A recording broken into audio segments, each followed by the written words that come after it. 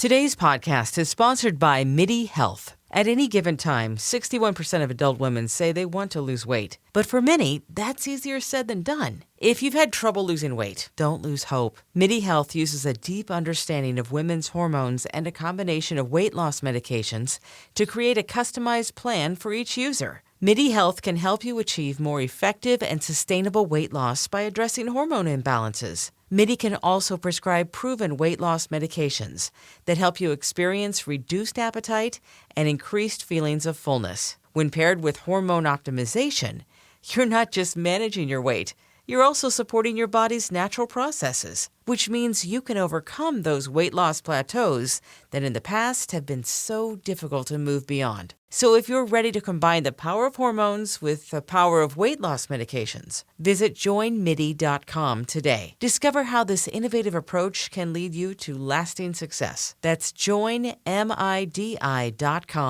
Harriet Tubman. What was that? What is it if you're enslaved and you are imagining freedom and you believe a star can take you there? That's not woo-woo hippie shit. That's how you get free.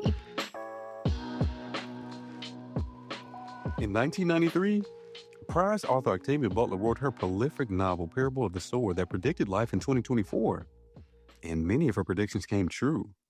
Her writing takes on police brutality, the rise of the MAGA movement, and even January's Los Angeles fires. She describes violent storms, deadly droughts, and economic conditions where we struggle to buy bread and make decent incomes.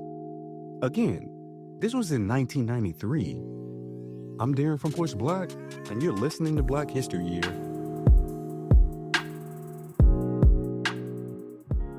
Octavia Butler wasn't just a writer. She was a visionary, a prophet of possibility, a maker of worlds. She didn't just warn us about racism, hatred, and greed. She showed us how the choices we make today shape the world we'll live in tomorrow. She's called the mother of Afrofuturism, and for good reason. Butler didn't just predict the future, she created it. So how did she do it? What was her secret? How did her stories come so close to the reality we're living in right now? Butler engaged her radical imagination. She envisioned what the future could look like based on her analysis of events of the past and present. Today, we're exploring the role of the radical imagination, what it is, how Butler used it, and how we can tap into it to shape our own futures. And we've got the perfect guest to help us unpack it. Author, activist, and pleasure seeker, Adrienne Maree Brown. She spent years weaving together movement work, science fiction, semantics, and transformative justice. She's the mind behind emergent strategy, pleasure activism, radical imagination, and loving correction. All tools for real, lasting change. So let's dive in. We'll talk about the foundations we need to build, not just to survive or fight over crumbs thrown to us by those in power, but to create a future where Blackness flourishes, where new possibilities take root, and where we become the visionaries. In light of your expansive kind of expertise and knowledge base, I'm very curious, how might you frame Black liberation, or how might you define Black liberation? What does that mean for you in the context of your particular practice? I think it's something that has shifted inside of me over the years. So I think when I was young and I was first getting politicized into it, it was just like Black people experiencing freedom, Black people experiencing, like freedom from systems of oppression, freedom from enslavement, freedom from the prison system, those kind of freedoms. I think as I've been growing up, I think there was a way that I recognized, I don't want our liberation to only be in relationship to the oppression, in the same way that I don't only want our Blackness to be defined by those who oppressed us and created Blackness out of a bunch of people who had multitudes of histories and belief systems and languages and all these other things. So for me, I think part of Black liberation at this point is reclaiming our place in the whole human system, which includes a multitudinous Blackness that it's like, to be Black means we have access to millions of lineages, not just one story of having survived enslavement together.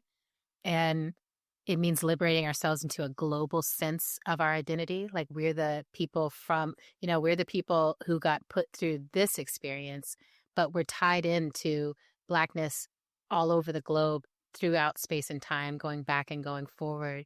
And fundamentally to reclaim our Blackness is to reclaim our whole humanity, which means being able to do anything we want to do. Whenever I see Black people being like, oh, that person, they're not acting Black, I'm like, if they are Black, whatever they are doing, that's acting Black. They're doing Blackness in that way, in this way, in whatever way, because we can do any and all things that any other creatures can do.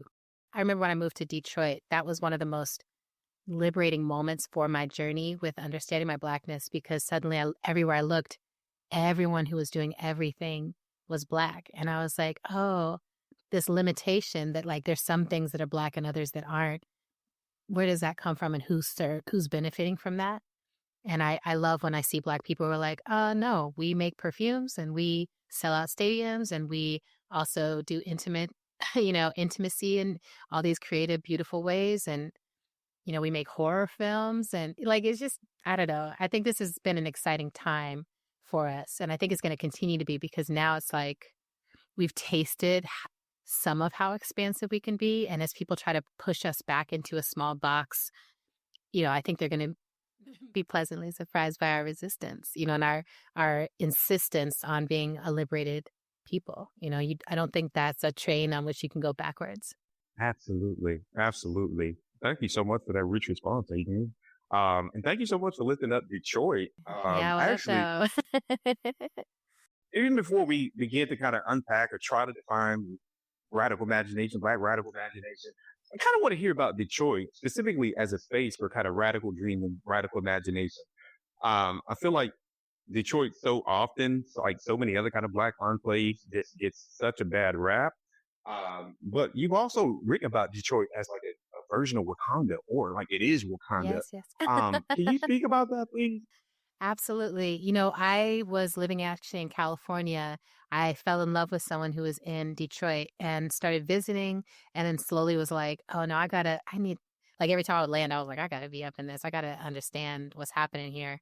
And, I think in order to understand radical imagination ever, you kind of have to understand what happens when we are contained, what happens when we are left with nothing, what happens when we're given scarcity. There's many ways you can respond to that. One of them is to become very docile and obedient, and to limit your imagination and to be pleased with whatever you get. That's not what Black people en masse have chosen to do for the majority of our history here. We have continued to be like, no, I'm going to teach myself how to spell, to write. I'm going to teach myself how to run. We're going to learn the constellations we need to know to get free. Imagination always points us towards freedom. So when I came to Detroit, I was like, oh, all the auto industry left, all the economy fell out of this place, and Black people didn't run. Black people didn't evacuate. Black people stayed and rooted, right? So planting a seed is an act of imagination, deciding that you're like, we're going to mediate ourselves so we don't call the cops, and, all the precincts are shutting down anyway. All the services are shutting down. We're going to learn to provide them to each other. So it was imagination that kept Black people in Detroit and kept something thriving, even while it looked like a crisis. And there are hard times. I don't want to deny that there was a lot of struggle that happened there, but in that struggle, so much brilliant self-sovereignty manifested, right? So when I came there, I was like, again, driving around and seeing people's community gardens, seeing the Black-owned bike shops, seeing the bakeries, seeing, just all these school systems, alternative schooling, ways that people were like, we're taking this into our own hands. And, in a city where almost everything is held by Black people, including the government and everything else, it also helps you understand like, oh, some Black folks are still very locked into the path of respectability and trying to succeed inside a white paradigm. And then you can really see Black people who are like, no, I'm thinking beyond that. I'm thinking expansively. And, the most expansive thinking serves all humans, right? So I'm like, when Black people are really given room to think about our well-being, it serves everyone else in the community as well. And I think Detroit is a beautiful model of that. Yes, indeed. Okay. Kind of want to just take a step back, try to look at the big picture right now. As we know, there's so much happening around us, and I just want to kind of foreground this question. Bit of a counterpoint some may try to raise when we think about the political potentialities of radical imagination. I'm curious, Adrienne, how do you respond to folks who may just summarily dismiss the radical imagination as hippie bullshit or childlike or out of touch or too rooted in fantasy and not reality. I think that people's brains work in a lot of different ways. And so one of the things I will often tell people is if you have figured out something that works for you and it doesn't involve any imagination at all, like, so be it, see to it, enjoy your life. But for most of us, we are in systems that someone else created. We're living inside of these systems that someone else created. And I try to unveil for people where imagination is already happening for them. So I'm like, you might think it's woo hippie stuff over here, but I'm like, but if you're an organizer, for instance, and you're like, we have all these homeless people and we want to make sure that they have homes. You already are doing an active imagination. You're looking at a situation where people don't have homes and you're imagining and you understand in your mind, you can see how potential, how clear it is that they could have homes. And then you are bending reality, organizing, doing policy shift, raising money, whatever it is that you are doing to make those imaginations tangible. Right? So you might call it a 5-year plan, but a 5-year plan is probably full of the things you imagine are going to happen. Right? So, if you're looking at it, you're like, well, we just want everyone to have homes, then you'll settle for any kind of home. Part of the radical imagination part is to say, well, what would it look like to have homes that are sustainable long term? What would it look like to have homes that are multi-generational? What would it look like to have homes that are in communities where they can walk to school, walk to a store that's full of healthy food, walk to a park and open space? And what if there's homes that are in a place where we keep each other safe and we're not calling police to come and shoot us all the time? Radical imagination starts to say, well, how would we attend to it as a whole system rather than just attending to one piece of a problem? I think, to me, radical imagination is the counter to survival scarcity thinking. It's the counter to working within, just being like, we'll settle for scraps. And politically, it's so important right now because one of the things that happens to us is we settle for what we are told is politically possible. And it's not even close to what we actually want. And then, like right now, we're in this time where all this stuff is getting rolled back that last year we were all critiquing as not being far enough. And so I'm like, oh, we find ourselves in these little knots where we're like, well, that wasn't even the thing we wanted anyway. We want to go so much further than that. We have to stay in touch with our imaginations to remember we're not even settling here. We're going far beyond this. Get out of the way. I actually think it's really radical work. I can't think of any serious philosopher or Black visionary or organizer or change maker who was not dosed with a healthy amount of radical imagination. Malcolm X, Ella Baker, Harriet Tubman. What was that? What is it if you're enslaved and you are imagining freedom and you believe a star can take you there? That's not woo-woo hippie shit. That's how you get free. Yes, indeed. Wow, that's such a rich response, Adrienne. Let me see if I can just find one thread to hold on to. Babe. No, I really, really appreciate the distinction that you found between acts of the radical imagination, just kind of acts of just imagination or creativity that fits within a neoliberal kind of framework as is. And also, you mentioned or pointed to almost like the foreclosing of political possibilities in terms of what we're offered. With that said, I got a very direct question I want to ask. Why is it easier to imagine the end of the world than the end of capitalism, anti-Blackness, prisons, and police? Ooh, that's so good. I mean,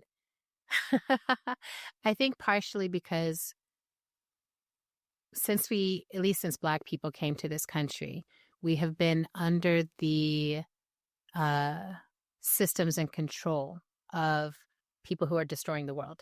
So like we are working with people who are like, we're constantly figuring out how to take too much from the soil and take too much from people's bodies. And we don't really care about where our waste and our trash goes. And so we're like, everything about our system says we don't take the earth very seriously. And even though we've been giving these warnings and prophecies and scientific reports and everything, nothing seems to stop that destructive impulse. So I think the inevitable is like, well, these systems lead to inevitable destruction. But in order for those systems to work right now, every system we have, they all lean on each other, right? So you can't really have a functional capitalism the way we have it in this country if you don't have an underclass. Underclass, the easiest way you can create that is with racism, right? With sexism, with just saying like, well, these people through no fault of their own, just because of the vagina that they were born out of or the fact that they have one or whatever, we're just going to decide they are lesser than. And so when that's built into the whole economic system, inequality is built into the whole system, it's very hard for folks to be like, well, how would I change that? How would just one community change that? It seems like it's everywhere. One of the things that I'm constantly offering people and the teachers and the lineages that I follow try to offer people is the reminder that this is not a permanent system, that we had systems for our people that predated all of this. Capitalism was not born with humanity. Capitalism was created over time by people who were, I don't think even trying to be greedy necessarily, but we're just like, oh, there's a way that we can enterprise and create money instead of just direct bartering. And there was stuff, right? But at some point that greed took over. And so now we have a system that's like, it's really hard to imagine how we get ourselves out of it because so many of us think that we can keep growing up within it. But there was trade that existed before the systems of transatlantic slave came on board, right? We have to remember, like, history is much longer and we don't know a lot of it. Right?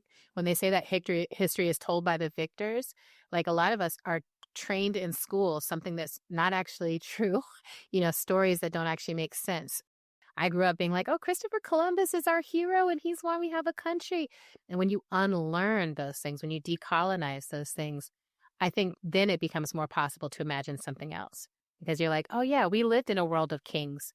We lived in a world of fiefdoms. We've lived in worlds of tribal democratic federations. We've done all manner of human existence. We're concurrently trying a lot of things now. There's places that are trying socialism, trying communism, trying collectives, other things. So I think I have no judgment if people can't see it yet. When I'm like, if you grew up going to school and being raised in this system, someone has to come get you and be like, hey, I love you too much to leave you inside that system. Let me help you decolonize. Let me help you politicize. Let me point you to some books to read. Let me point you to some visionary text and films. And let me point you towards things that will help expand your sense of who you are and what you're actually living in.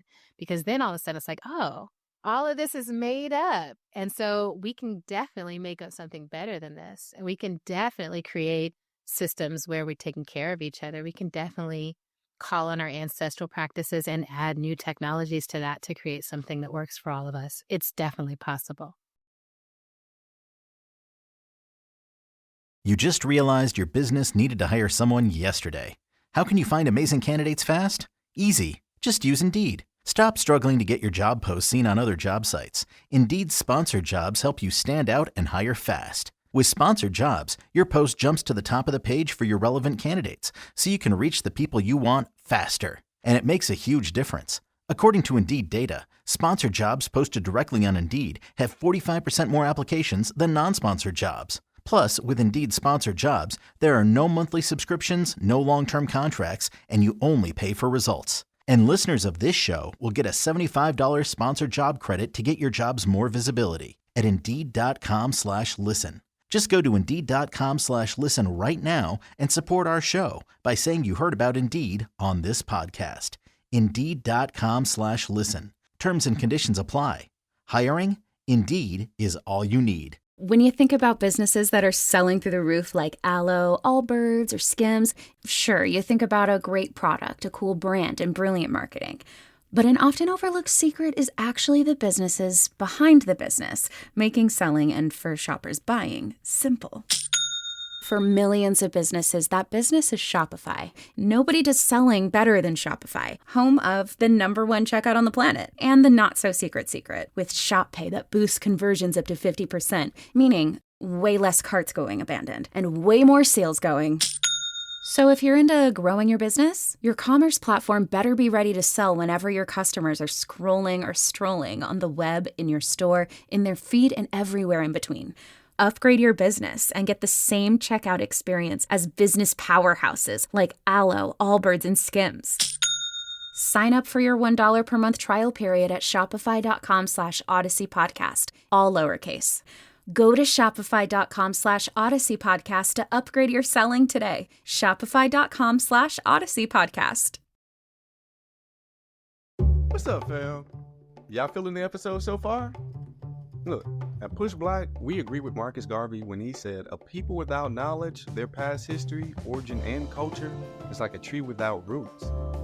I'm guessing you probably feel like that's important too. I mean, you're listening to a podcast on Black history. So, if you're finding value in our episodes and are able to chip in, please consider donating at blackhistoryyear.com.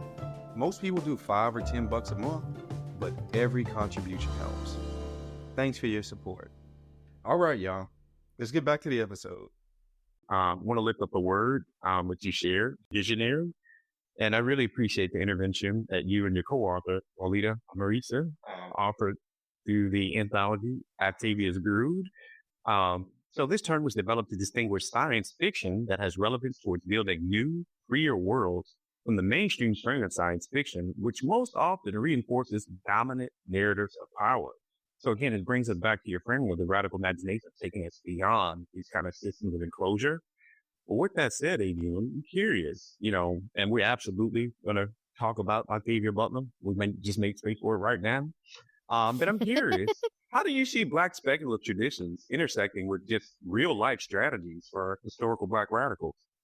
I love that. I think most of the people that I know and that I have studied who've been like, I'm part of the Black tradition of imagining a new world or creating something else, speculating, are folks who were looking at reality and actually understanding it quite well. So, Octavia is a great example of this, where she was like, I'm reading the paper, I'm informing myself, I want to understand everything I can.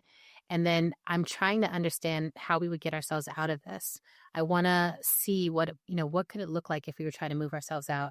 And when I think back, and especially, right now we live in a very rich time of Black speculative writers and creators, but we always have, we couldn't always write things down. Many of us came from oral traditions. And I think there's so many stories, speculations, visions, and dreams that we've had.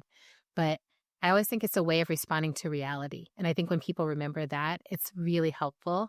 And I know for myself, I look at the news, and I can feel very depressed or very downtrodden. And then I'm like, okay, that's how they want me to feel. That's how the world as it is wants me to feel like there's nothing I can do to change it. And that my labor must always be in service to these systems. Just taking the time to imagine always feels like an act of resistance to me. To be like, I'm not here trying to make a successful life inside of a paradigm in which my success is never actually going to be taken seriously or honored or any of those things. I want to imagine a world in which I don't have to fight to exist. And I want to create that world. And I'm always creating little circles and places for us to come together and be like, let's talk about what we really want. Let's talk about how it's really going to be. I also think that Black speculative work gives us the blueprints, the architecture of what those possibilities are. So it's like, when I read Octavia's work, it was one of the first times that I got to see someone think systemically about how everything could change. And I was like, the economy would have to shift in these ways. The way we think of building homes would have to shift in these ways. She has one text, Lilith's Brood, where the houses actually grow from the earth and they grow in relationship to the person who's going to live in them. And so you're helping shape and grow and articulate what you want it to look like. I'm like, right, that's a brilliant idea about how we shift the way we think of housing and shelter. If everyone could just walk outside and be like, I'm ready to grow my structure here and it's going to be a relationship with the earth, we wouldn't have a housing problem, right? We only have it because right now we've created an economy where you have to ask someone else for permission to do what you need to do in places that they have zoned that you don't belong. And I'm like, the earth would have a different answer if you asked whether or not we belong to her, right? So Black speculative work allows that to happen. And some folks, Nydia Okorafor right now is someone who is groundbreaking in that kind of work. But N.K. Jemisin, there's just so many people who are like, I am actively trying to speculate our way out of this particular time. Absolutely. Absolutely. Actually, I want to say on this thread of radical Black cultural production, you looked it up, a few different texts, a few different authors, but I'm also thinking about music and film and their role in shaping our imaginatives. I'm curious, are there any musicians, any films that may be able to help us think within this frame of the radical imaginary?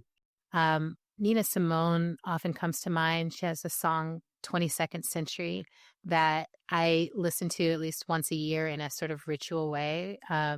Just like, tomorrow will be the 22nd century. It will be like, she's in a trance state, it feels like, when she's singing it to us. And she talks about the things that will fall away and the things that will gather. And this idea that it's just tomorrow. It's right there. Like, we're almost there.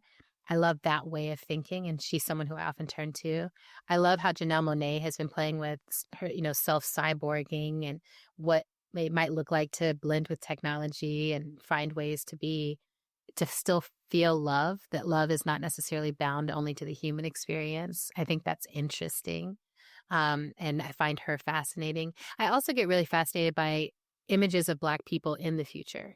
So I was raised in a Star Trek household, Star Wars household, and it was always interesting to me to be like, where are Black people showing up in these concepts of a future in which race is held very differently?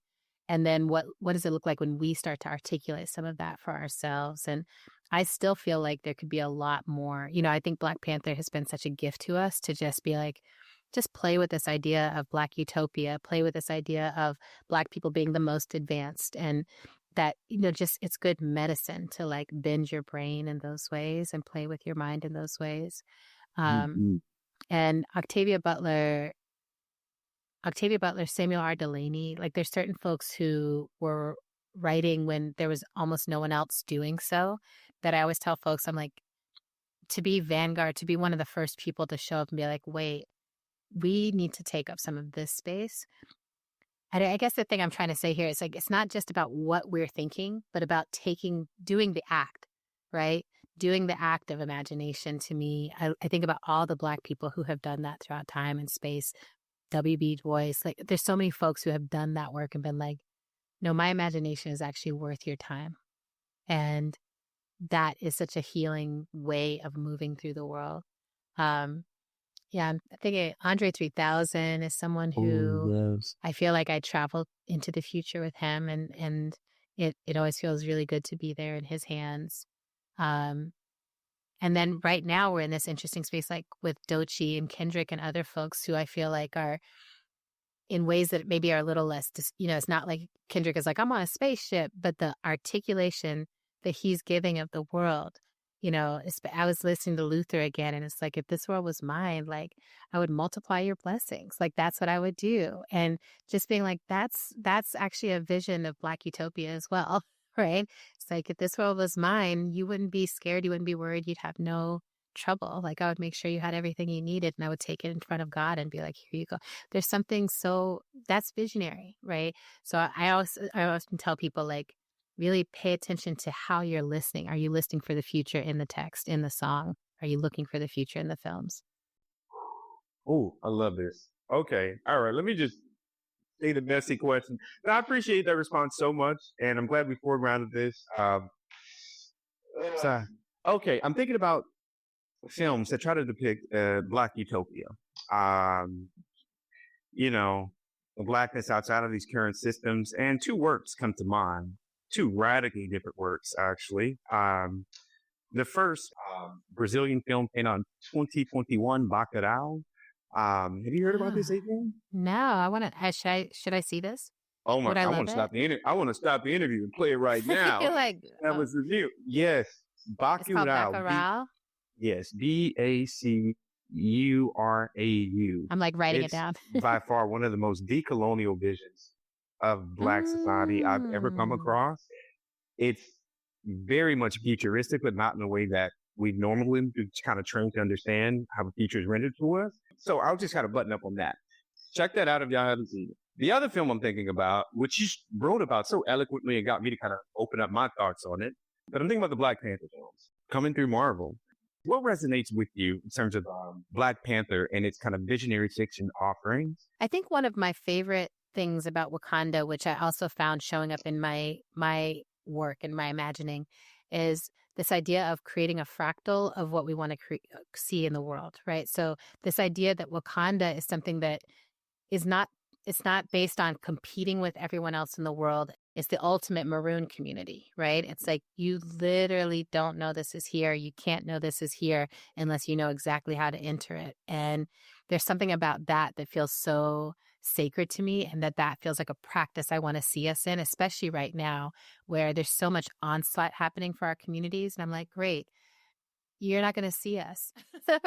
We're going to make our community, we're going to keep building communities and collective economy with each other and figuring out what our resources are with this land and what's right relationship with the indigenous people of this land. We're going to keep doing all of that, but we're not going to be broadcasting it online. We're not doing it so we can compete with other nations. We're not doing it in that way. We're doing it so that we can thrive and survive and be in communities where we know our children are safe. I think about children's safety all the time. And when I think about Wakanda, I was like, you just saw everyone, children, all ages, running around in the streets. And when I have traveled to places where I feel like the whole culture is healthier, one of the ways I know that is because children are in the streets and lots of people are looking out for them. There's not a sense of, you have to run straight home from school, or you have to have a cell phone so that I can be tracking you at all times. There's a sense of like, you're in a community where everybody centers your safety and well-being, because that's how we've organized our whole community. And Wakanda felt like that. They're just playing in the streets and just being. And I understood the desire to be like, we don't need to tell everybody about this. We don't need to share this with everyone. I understood that sensibility, and I'm curious to see where they keep going with that piece of the story. But I think we need to get better at creating these pockets of, if not utopia, one of the problems, I always problematize utopia because so far in our lived experience, we don't see utopia exist without dystopias that they're sitting on top of. There's somebody out there who is either being displaced from their land or being forced into servitude or slavery, or being forced into the suffering of being in the have-nots in order to support whoever's in the utopia, having all their meals delivered directly to their mouth and, all the things. So I always say, I'm interested in true utopias where there's not a dystopia that is supporting that. And I feel like Wakanda, it feels like a glimpse of that, where there's no one paying the cost of Wakanda existing until you broaden out the scope and say, well, what about global Blackness? Which, I think the Killmonger debate was a good one, right? It's like, well, he wasn't coming up, I don't think, with the right answer, but I think he was asking the right question. But for right now, I think the wisdom of Black Panther that we need to be embodying is how do you create your pockets of Wakanda where you are and with the people that love and care about you? How do you create those pockets where you're in right relationship with each other and with the resources available to you and your children are safe, I think we should just be using online spaces to really distribute to each other. And then even in those spaces, creating smaller pockets that are a bit more private or a bit more secure and safe to actually be building community with each other. But a lot of that work needs to be mycelium, underground, quiet, deep work. Oh, okay. You just mentioned mycelium. My favorite thing. Yes, indeed. Okay, let me see if I can wrap this all together, because I do want to make just one little comment on Black Panther. And thank you so much for that rich reading of it. I just wish, screenwriters had read Emergent Strategy beforehand, because I'm thinking about hierarchical. Me too. I think that all the time. And when I think about one thing that I found so rich about Emergent Strategy, the way in which you articulate its non-hierarchical organizing and power just being decentralized in general. There was a moment in Black Panther that really had me taken aback. It was like, okay, this is the most futuristic society that's ever existed, most technological advanced ever existed. And you mean to tell me they elect a new leader by having people throw hands in front of family members on the edge of the cliff? Like that? Is that how?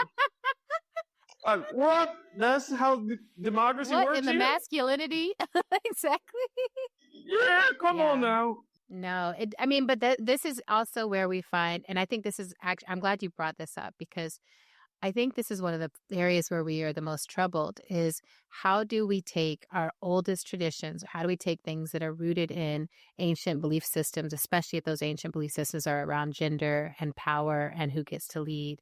How do we evolve those without disrespecting our ancestors? And something like that system where it's like, oh, the only way to be the leader is this sort of toxic masculine battle to the death and throw someone off a cliff. And, I'm like, okay, that feels out of alignment with this otherwise highly functional utopia. But it also feels like oh, those times when you go into ritual and you're like, okay, now we're doing things that I wouldn't necessarily do, like separating by gender. But I've definitely been to ceremony where I was asked by my elders to step into the line with the women and, keep the water instead of playing with the fire like I wanted to or whatever. And I'm like, okay, I can honor this tradition.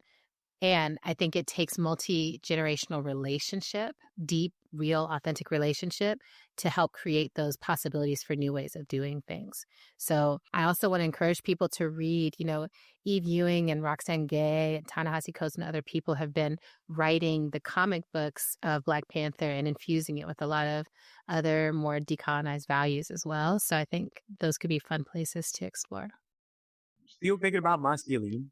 And I love how you mentioned this challenge and trying to, adapt some of our ancestral ways of knowing and being for today.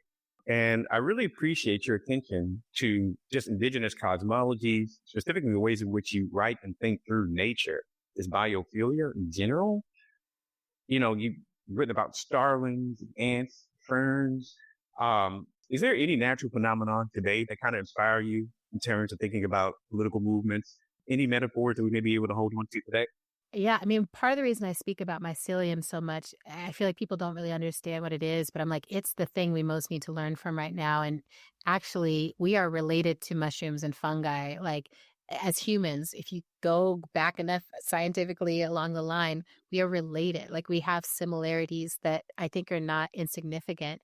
And one of the reasons I love that is because I'm like, oh, we are threaded together and patterned together.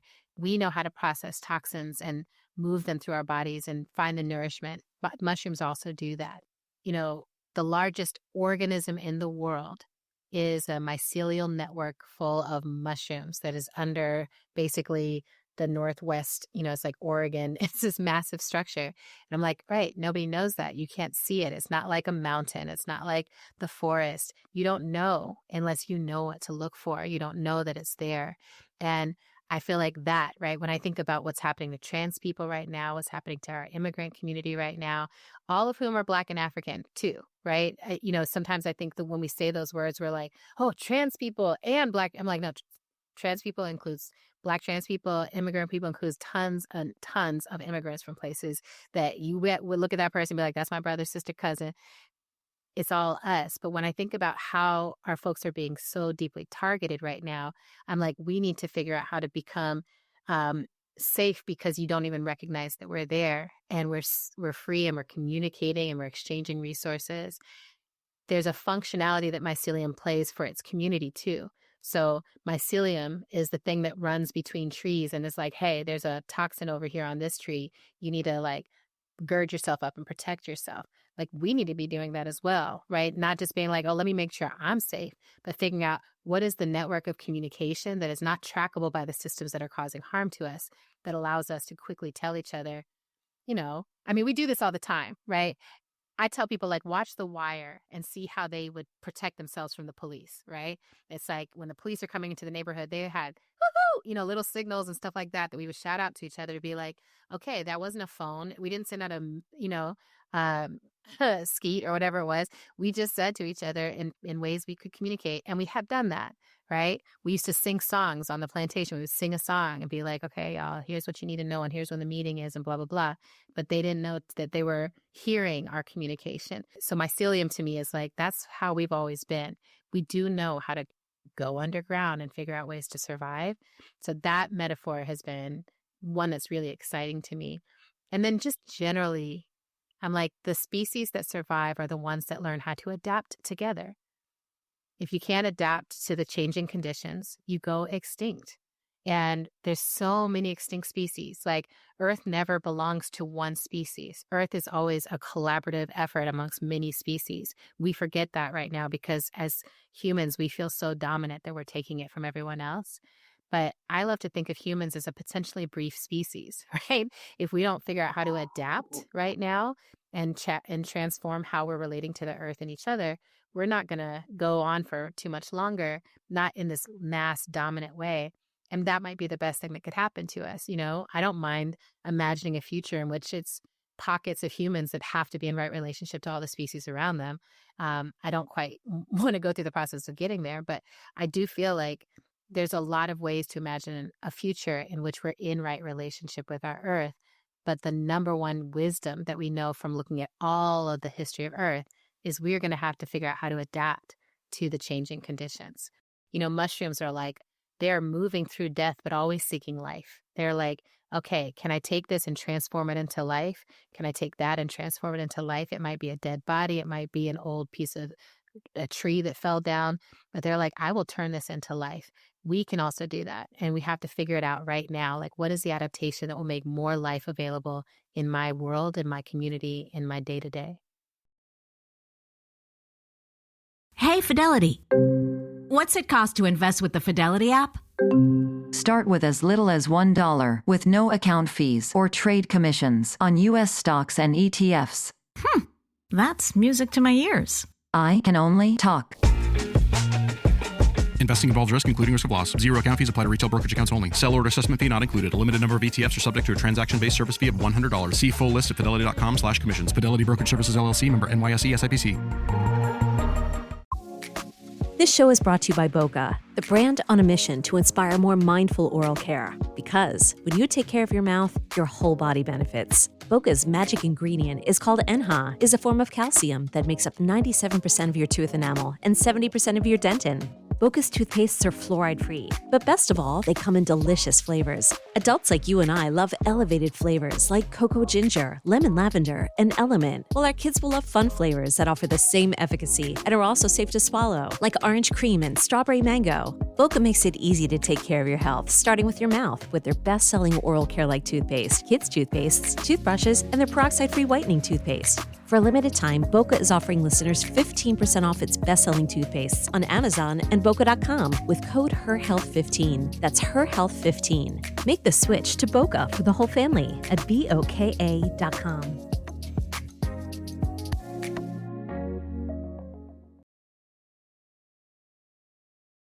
I'm thinking about other modalities folks may be able to tap into to exercise this radical imagination.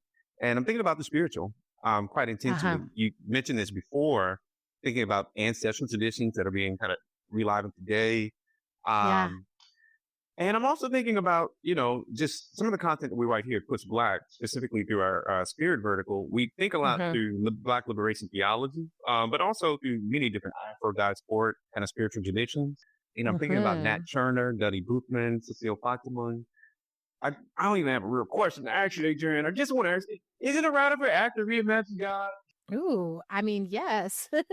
I think it's our duty to constantly be reimagining God, reimagining God, reimagining God, especially because it's the story that I was given about God was so impersonal. It was like, I can't have direct conversation with God. There has to be some holy person who is between me and God, and they will translate God for me. I have to read a book about what God said to some people a long time ago and try to figure out how to apply it to my life now, while I'm looking at all the adults around me apply like one part of it, but not another, and contradict it all. Someone like, thou shalt not fornicate. And I was like, but you were fornicating yesterday. But then you say thou shalt not kill, but everybody here has a gun. And you say, I'm like, whatever God y'all came up with, it's not coherent. It's not fully making sense. But the God that I feel when I'm in a Black church and I can feel the Holy Spirit come in and come through people, I'm like, I don't need someone to translate that for me. We are all singing God up into the rafters. I can feel us gathering and sharing it. So I think one of the most brave and beautiful things that Octavia Butler did was to offer us a text where her character reimagines God as the force of change, right? God is change. And rather than thinking of God as an individual sentient being who's functioning like us, petty, vengeful, punitive, I'm like, that doesn't reckon with the God that I can feel moving through me, which is compassionate, forgiving, all-inclusive, loving, seeing us make mistakes and being like, I got you. I'm gonna lay down on the altar and make sacrifice so that you can keep living. And I'm like, that's the spirit that I understand. Now, I'm also surrounded by people that when I look at them, I see God in them. And, I remember reading that, humans are made in the image of God. But if you go outside and you look at the earth and you're like, this holy planet has deltas flowing through it, has salt water, has a surface skin, has a magma heart that is hot and beating and powering it, has gravity. I'm like, I'm an earth. I'm a mini earth. That's holy. We are all doing that. Every person I meet, I'm like, oh my gosh, you are saltwater, delta, river, snow.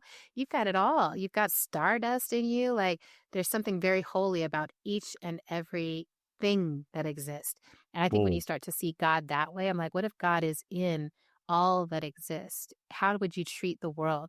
I really am like trying to get more aligned, where I'm like, should I keep eating any kind of meat at all? I keep getting less and less because I'm like, I don't know if God wants me to eat all that, like, I mean, you just approach everything differently when you're like, what if nothing is roadkill and nothing is less valuable than I am? How do I move through the world in that way with that, I call it right now sort of an ambitious holiness. I don't feel like I'm fully achieving it, but I'm trying. And I think more humans have to think of that as like, this might be a little risque, but I feel like so many of us are taught about God only as a function of control to make us obedient. I don't think that God that fills my spirit up is like, this is a heaven. There might be more heaven out ahead, but this earth that I gave you is one of the most abundant things. There's no other planet that we have found that's anything like this one. This one is perfect for you. I made it for the life forms that are on it right now to have everything they needed. This is heaven. How liberatory is it to have a concept of God that is in the present, in the now, and is saying, claim the heaven of this place, claim the utopia of here and now, claim it. It's right here. And be in relationship with people who look at you like you're holy and who can receive it when you recognize the holiness in them. I wish I had a tambourine. All I got is my little bracelet. Thank you. But teacher, when are we ever going to use math in the real world? With Kelley Blue Book My Wallet on AutoTrader, you don't have to. At least not car math. Hit the road with confidence knowing exactly what you're going to pay each month for your car. AutoTrader. I've been counted out, dismissed, passed over, told I'd never be a golfer with just one arm. But the only thing that feels better than proving people wrong is outdriving them. I'm 14-year-old golfer Tommy Morsey, and I want to be remembered for my ability. As a champion partner of the Masters, Bank of America supports everyone determined to find out what's possible. In golf and in life, what would you like the power to do? Bank of America. Bank of America N.A. member FDIC, copyright 2025, Bank of America Corporation, all rights reserved. If we think of that imagination, radical imagination as a practice, what would you say, or what would you offer to everyday people to kind of cultivate their own radical imaginary? So, Walida, Marisha, and I, when we toured Octavia's Brood, we actually created a set of workshops that went alongside it. And Walida worked with one of our authors, Morgan, to create a little worksheet that we would use. And it was like really collaborative or collective imagination worksheet. And what we would do, I'm just going to tell you, anyone can do this. We would ask people to pick a time in the future, pick a time to write about together, and spend some time in conversation building a world with other people. Just try that, right? Just being like, okay, let's say we're looking at 2045. What do you think it's going to be like? How are we going to get around? What is our housing going to be like? What are we going to be eating? How's it going to get handled when like something goes down in our community? How are we going to handle it when someone gets violent? Like, come up with, we think of it as like, what is the infrastructure that's going to exist? What are the assumptions everyone's going to share at that point? I know when my parents got married, they left the U.S. because they're like, there's too much racism here. But our expectation is when we come back, it'll have changed because the trajectory at that time was things are changing. They were really surprised when they came back and they weren't. But I'm like, oh, y'all did a little micro collective imagination. You were like, we're going to bet on these certain things changing and we're going to build our family as if they have changed. So we were raised in a world as if we were already in the future where things were different. And I think that's why I walk around the way I do now. Right now, we're so conflict oriented that even the way we think of writing a story is like, what is the conflict? you know, one of the things we ask people when we do those writing workshops, instead of like, what is the conflict? It's what is the change that people in this community want to see? And who is working against that change, right? So the change is the center of the story. The change is actually what we want to focus on. And then we say, oh, anyone who's trying to stop that, we're not trying to be in conflict with them, but we do have to figure out how to get past them because we're trying to create this change.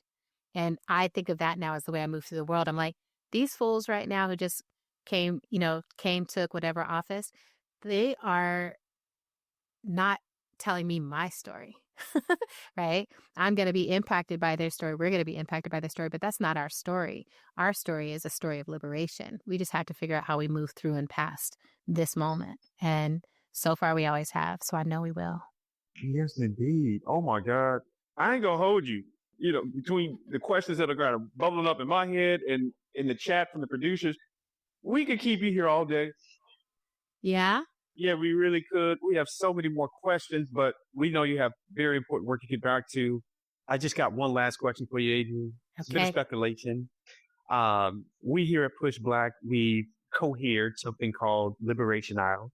Ooh, I love that. And, we just want to know, Adrienne, if you could contribute one book, one album, and one film to the library of Liberation Isle, what would you choose and why? Okay. Will I get in trouble if I have two? Because as you were talking, I was like, so much was popping up and I was trying to narrow it down. Okay. So books wise, there's two.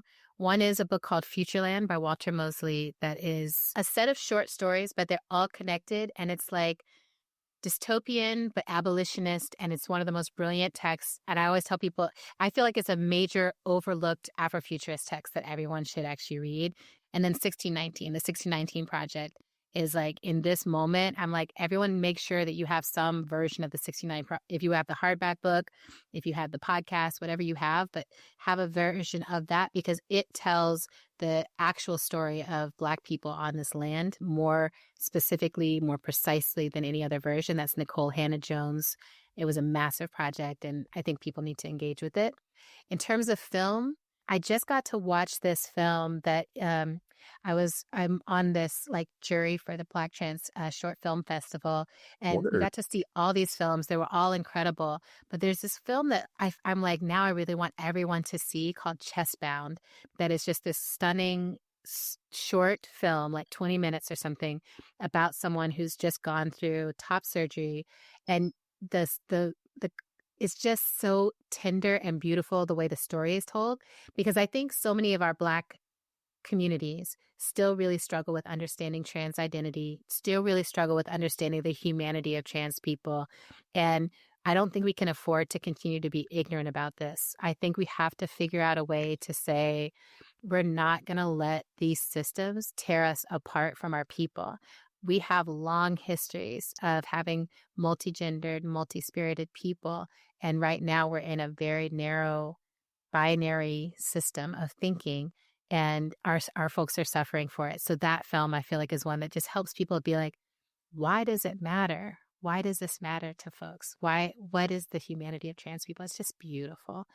And then album-wise, Nina Simone's The Blues is like, if you want to just feel into like, when we're in these hard times where it's all dystopian, I think there's a way that it's like, what do I listen to? Do I try to go towards happy music that overrides this?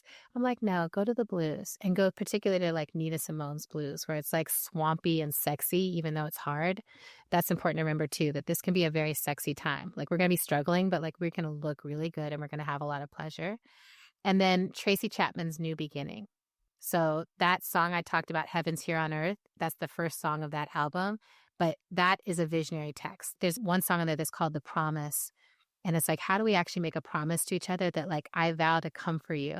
I want Black people to feel like that towards each other. Like when we see each other, I'm like, I vow, like I'll wait for you and I'll come for you. And like, you can count on me. I think we need to be that way with each other. Thank you so much. We did it. Thank you for being generous with me. No, we appreciate all of it. We appreciate you, Adrienne. Thank you so much for sharing your expertise and your knowledge base with us. Before we get on out of here, are there any other projects you want to lift up? Anything we need to be made aware of? That's a good question. Let's see. I do have the final book of the trilogy, which is called Ancestors. So the Grievers trilogy, the first book is called Grievers, the second book is called Maroons, and the third book is called Ancestors. It's all set in Detroit. And it's a hard book. It's called Grievers for a reason. It's about like really grief and how do we respond to a plague and all this. I started writing it in 2011, but the final book is coming out this June. So especially some people are like me. I'm like, when there's a trilogy, I'm like, just give me, I'm going to wait till it's all out so I can just binge the whole thing. Your binge moment is coming in June. Thank you so much, Adrienne. We can't wait to have you back. We appreciate you. And thank you again. Be well, everyone. Stay safe. And just like that, we're at the end of this episode of Black History Year. You can find more from Adrienne Maree Brown at adriennemareebrown.net. And if you want to keep the conversation going, we got you covered. Head over to @PushBlack on YouTube for the full uncut episode. Because we've only scratched the surface. Trust us, there's so much more to explore. This podcast is brought to you by PushBlack, the nation's largest nonprofit Black media company. We believe that history isn't just something we study, it's something we live. That's why this work matters, because you matter. And your choice to be here shows you value this work as much as we do. Black History Year is still going with the support people like you give at blackhistoryyear.com. Most folks do $5 or $10 a month, but truly, anything helps. Thanks for making this possible. Now, before we go, a quick shout out to the team. With incredible production support from Leslie Taylor Grover and Brooke Brown, Black History Year is produced by Sydney Smith, Darren Wallace, and Lynn Webb, who also edits the show. Our executive producer is Lily Wertner, and of course, I'm your host, Darren. That's it for this one. See you next week. And remember, you're living history. How will you write the next chapter? Peace.